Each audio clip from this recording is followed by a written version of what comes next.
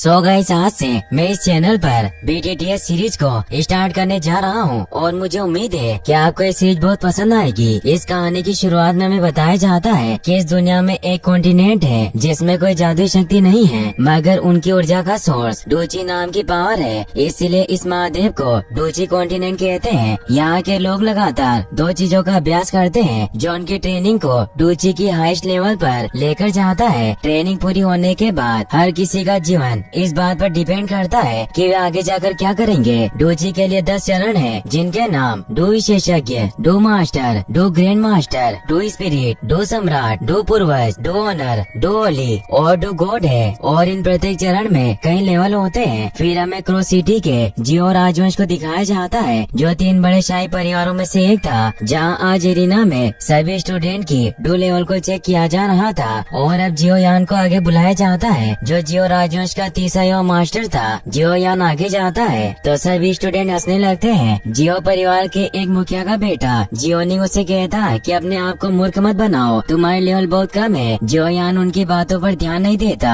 और ऊपर स्टेज पर आ जाता है, जहाँ डू स्तंभ पर अपनी लेवल को चेक करने के लिए हाथ रखता है, मगर उसका डू स्तर केवल तीसरे लेवल पर होता है, जो बहुत कम था। इसीलिए सभी उसका मजाक उड़ाते हैं, क्योंकि बचपन में उसे जीनियस कहा जाता है। उसकी पावर बचपन में ही तीसरे लेवल पर पहुंच गई थी और 11 साल की उम्र में उसने 10वें डूची स्तर को पार कर लिया था, मगर 3 साल पहले से उसकी पावर कम होने लग गई थी। इसीलिए स्टूडेंट बातें करते हैं कि वास्तव में अपने परिवार के लिए निकम्मा लड़का है। जियोनिंग कहता है कि अगर तुम कबीले के मुखिया के बेटे नहीं होते तो तुम्हें बहुत समय पहले ही अपने परिवार से निकाल दिया जाता। फिर अब टेस्ट के लिए जियोमेन नाम की लड़की को बुलाया जाता है। जियोयान उसे पूछता है कि क्या तुम सच में मुझसे नफरत करती हो, मगर वो कोई जवाब नहीं देती। जियो शर्म की वजह से मुंह नीचे करके वहाँ से जाने लगता है। तभी वहाँ जियो जूनियर आ जाता है, जो उसका हाथ पकड़कर कहती है कि तुम्हें परेशान नहीं होना चाहिए। जूनियर को टेस्ट के लिए बुलाया जाता है, इसीलिए वो जियो यान को कहती है कि तुम मेरा इंतजार करना। ये कहकर वो अपना लेवल चेक करने चली जाती है। वो जब अपनी लेवल चेक करती है तो उसका लेवल 9 होता है, जो बहुत ज्यादा था। इससे सभी हैरान रह जाते हैं और सब उसे देखने जाते हैं, मगर जियो यान वही खड़ा रहता है और मन ही मन में कहता है कि जूनियर मैं तुम्हारे लिए काफी खुश हूँ, मगर मैं तुम्हारे लिए अच्छा नहीं हूँ। तभी बारिश होने लगती है और हमें जियो फैमिली के मीटिंग हॉल को दिखाया जाता है, जहाँ जियाली बी नाम का आदमी जियो परिवार के प्रमुख जहाँ जियो को धमका रहा होता है, क्योंकि उनके बाजार को हड़पना चाहता था। जहाँ जियो जियालीबी को कहते हैं कि तुम हम पर दबाव नहीं डाल सकते, तो जियालीबी हंसने लगता है और कहता है कि मेरे पास बहुत पैसे हैं, इसीलिए मैं और एओ बाबा मिलकर तुम्हारे बाजार और वुटेन सिटी के